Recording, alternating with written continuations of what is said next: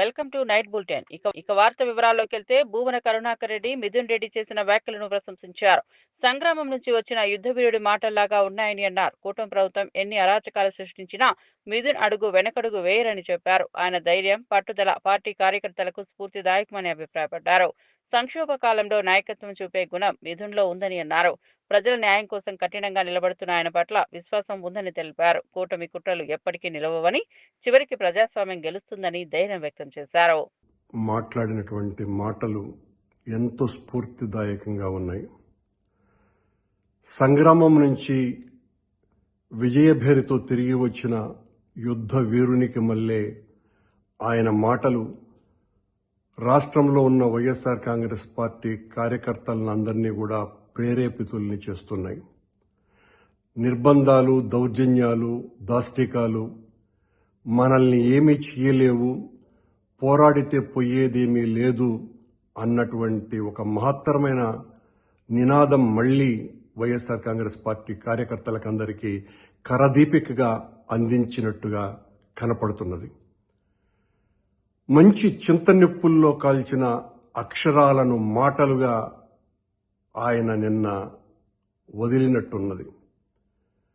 ఆ మాటల్లో నిజాయితీ ఉంది, నిర్భీకత ఉంది, నాయకుడి పట్ల నిబద్ధత ఉంది, ప్రజల పట్ల బాధ్యత ఉంది. ఒక తప్పుడు కేసులో ఇరికిస్తే భయపడే వాళ్ళు ఎవ్వరూ లేరు అన్నటువంటి ఒక గొప్ప సాహసం అందులో ఉంది.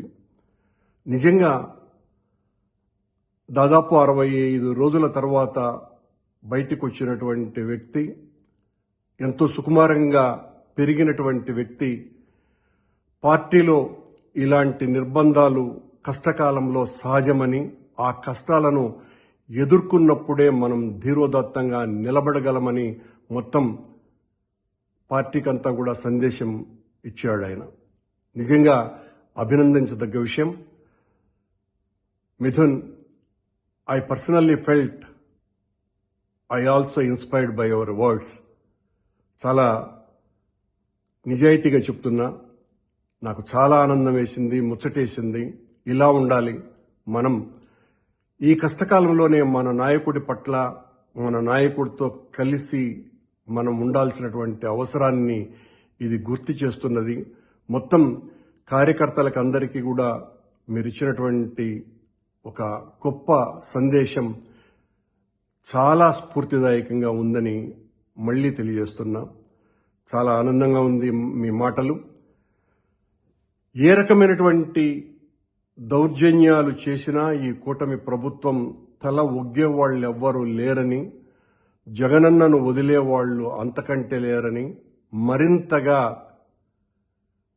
జగన్మోహన్ రెడ్డి గారి నాయకత్వానికి కట్టుబడి మేమెన్ని కష్టాలు పడ్డా, ఎన్ని కన్నీళ్లు కార్చినా నాయకుడి పట్ల, ఆయన అకుంఠితమైనటువంటి పోరాట దీక్ష పట్ల ఏమాత్రము వెనుతిరగనటువంటి సైనికుల్లాగా ఆయనకు పనిచేద్దామని, పునరంకితమవుదామని అన్నటువంటి ఒక గొప్ప మాటలు నీ వాక్యాలలో ప్రవాహంలాగా దొర్లినాయి. నిజంగా మనస్ఫూర్తిగా అభినందిస్తున్నా. కార్యకర్తలకు అందరికీ కూడా ఇలాంటి మాటలు, ఇలాంటి వ్యక్తులను స్ఫూర్తిగా తీసుకొని మనమందరము కూడా కథన రంగంలో ఉత్సాహంగా పాల్గొనాలని పిలుపునిస్తున్నా.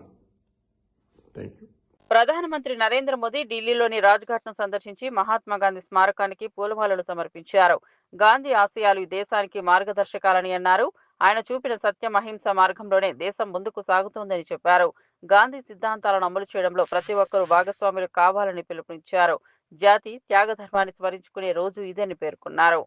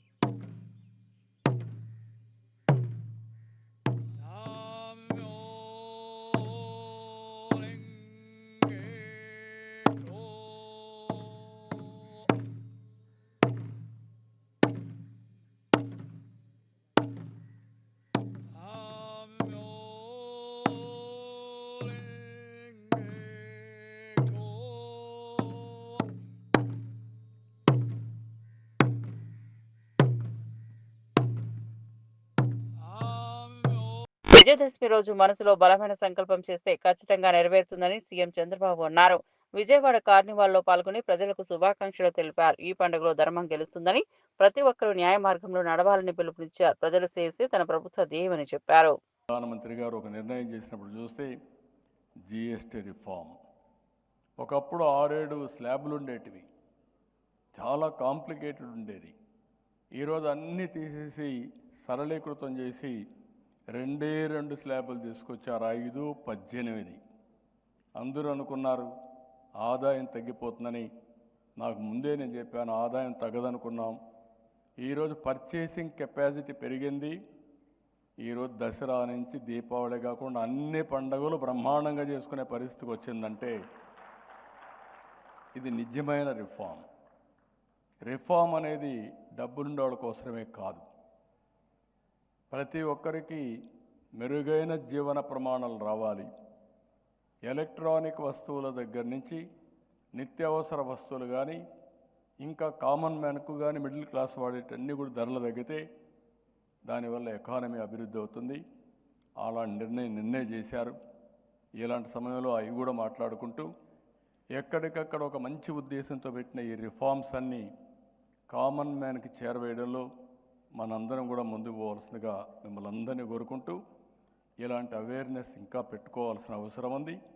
ఒకటే మీరు గుర్తుపెట్టుకోవాలి, ఈరోజు విజయదశమి.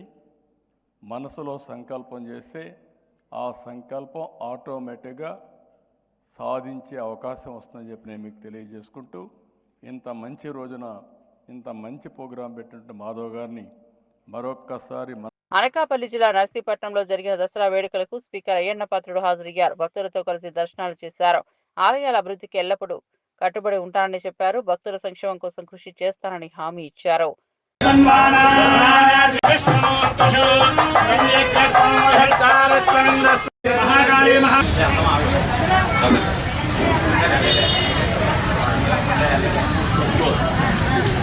అడుగులు చెయ్యి అడుగులు చెయ్యి అడుగులు చెయ్యి అది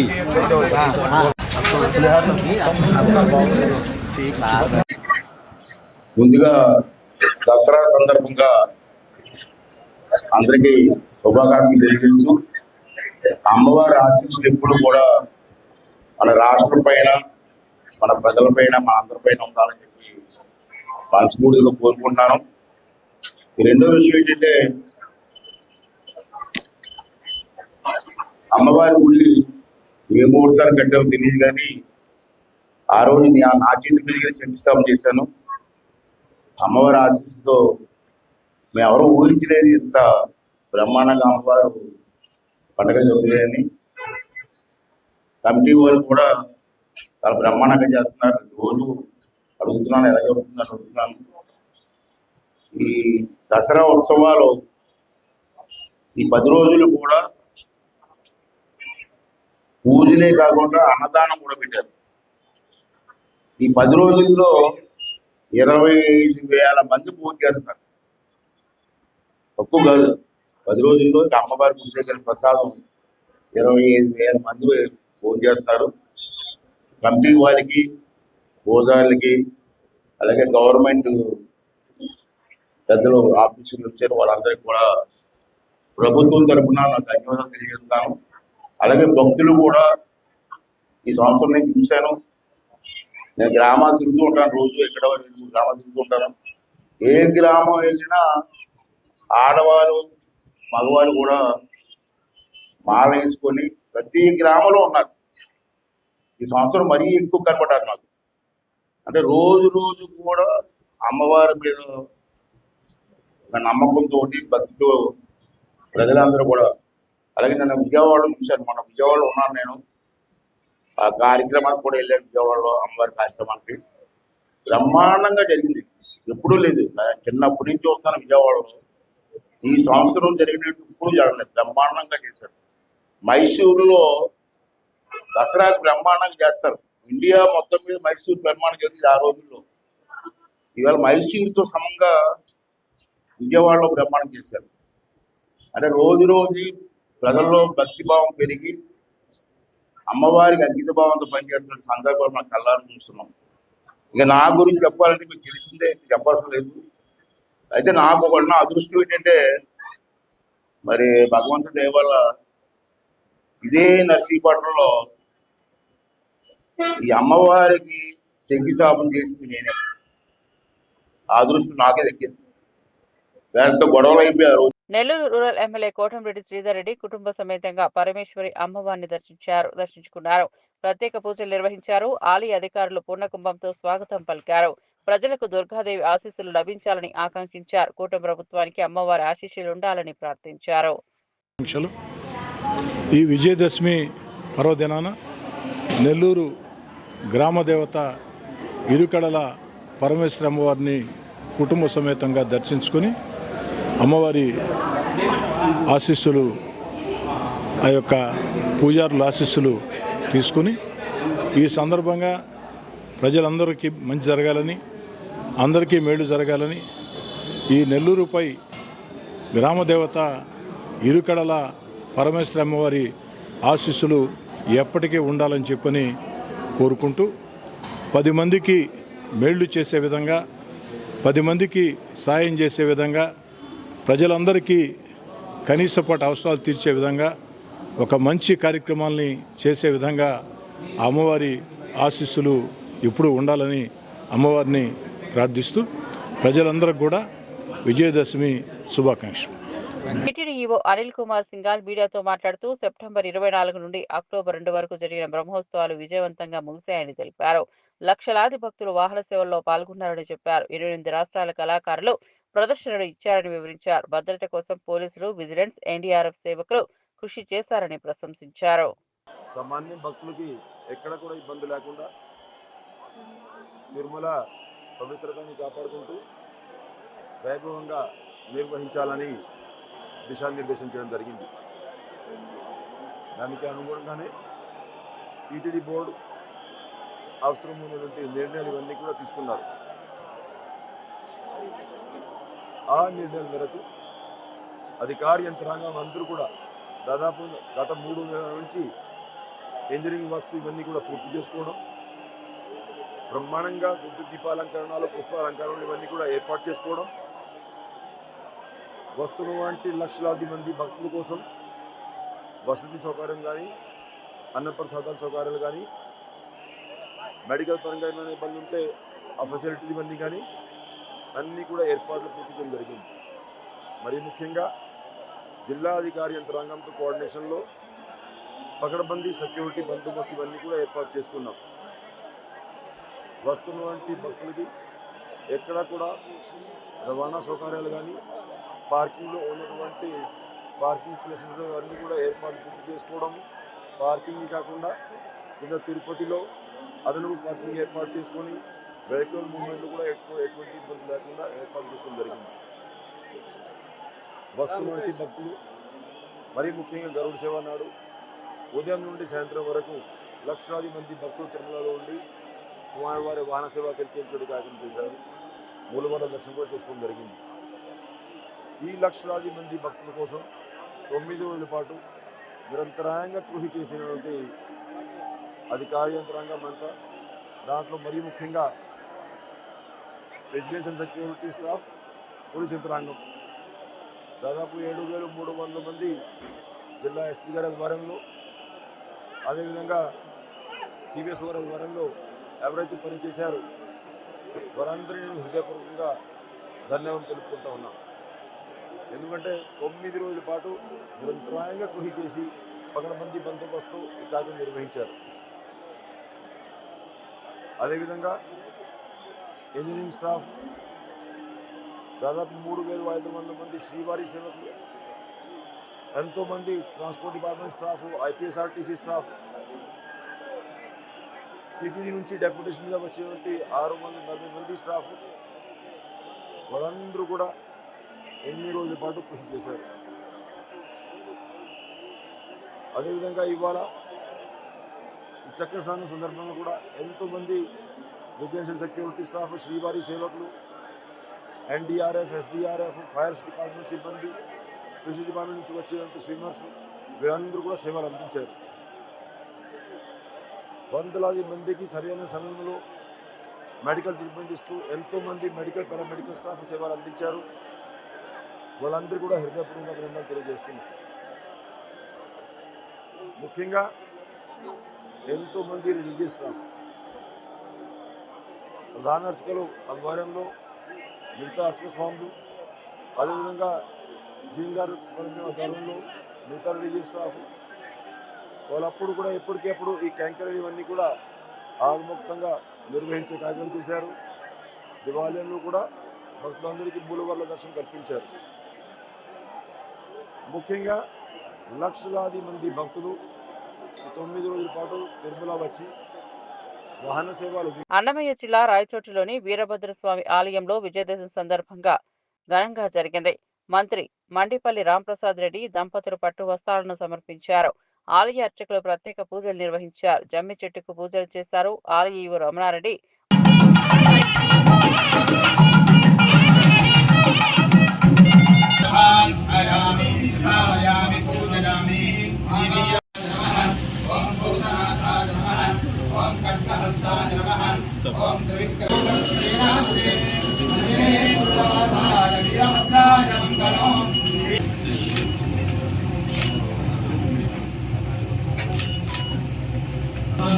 राज्याधिकारबलसिद्धिरस्तु सदा वीरभद्रेश्वर अनुग्रह प्रसाद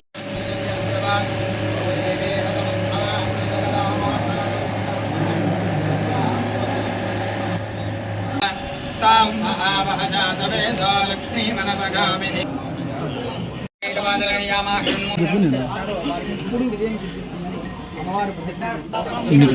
शत्रु विनाशिनी अर्जुनस्य धनुर्धारी रामस्य प्रियदर्शिनी शमयते पापं रामस्य प्रियदर्शिनी.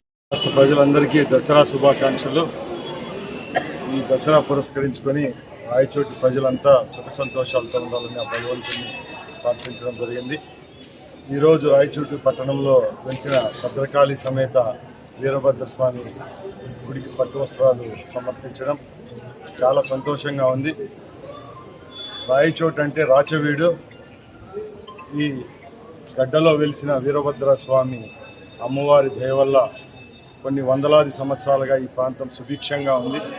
ఈ తండ్రి అలాగే అమ్మవారి యొక్క కరుణా కటాక్షాలతో ఈ ప్రాంత ప్రజలందరూ చల్లగా ఉండాలని ప్రార్థిస్తూ, అలాగే కూటమి ప్రభుత్వానికి నాయకత్వం వహిస్తున్న గౌరవనీయులు పెద్దలు చంద్రబాబు నాయుడు గారి నాయకత్వంలో ఈ రాష్ట్ర ప్రజలంతా రాబోయే కాలాల్లో సుభిక్షంగా ఉండాలని కోరుకుంటూ సెలవు తీసుకుంటాం. ముఖ్యమంత్రి రేవంత్ రెడ్డి కొండారెడ్డిపల్లిలో జరిగిన దసరా వేడుకల్లో పాల్గొన్నారు. స్థానికులు, కాంగ్రెస్ శ్రేణులు పెద్ద ఎత్తున తరలివచ్చారు. ప్రజలతో కలిసి పండుగను జరుపుకున్నారు. రేవంత్ హాజరుతో వేడుకలకు మరింత శోభ కలిగింది. భవిష్యత్తులో ప్రజా సమస్యల పరిష్కారానికి కృషి చేస్తానని అన్నారు.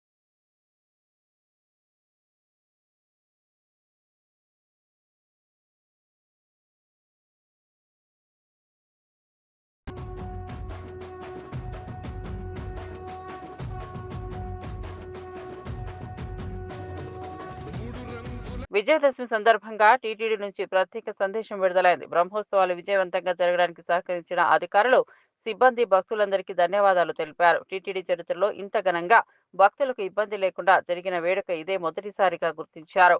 వాహన సేవల్లో పాల్గొన్న లక్షలాది మంది భక్తులు సంతృప్తి వ్యక్తం చేశారని అన్నారు. భవిష్యత్తులో మరింత సౌకర్యాలు కల్పిస్తామని తెలిపారు.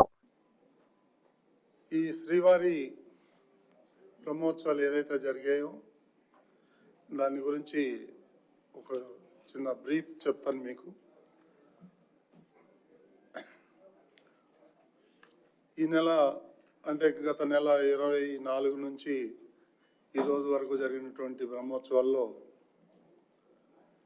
ఈ అర్చక స్వాములు అయితేనేమి, అధికారులు, టీటీడీ ఉద్యోగులు, జిల్లా యంత్రాంగం, పోలీస్ యంత్రాంగం, శ్రీవారి సేవకులు, మీడియా వారికి, భక్తులకి ఈ సందర్భంగా కృతజ్ఞతలు తెలియజేసుకుంటున్నాను.